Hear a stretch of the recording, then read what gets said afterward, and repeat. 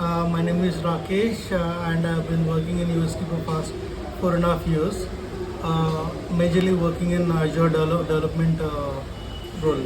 Of course, it's a wonderful experience and happening in Hyderabad, it's really happy for us. Uh, it's going wonderful as of now and we are at almost end at the workshop.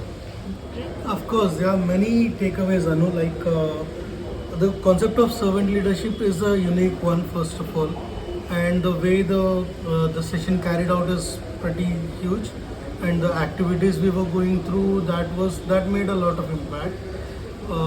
The way the explanation was done. So the key takeaways for me was to participate into community programs and look out for others who are in need, and the values of UST were more explained in detail. Whether it is profit based or non-profit, the major goal should be the major thing is to reach goals, right? So Absolutely. when we reach goals, the profit automatically comes. So when the goals are set healthy and the process is healthy, the goals will be reached automatically.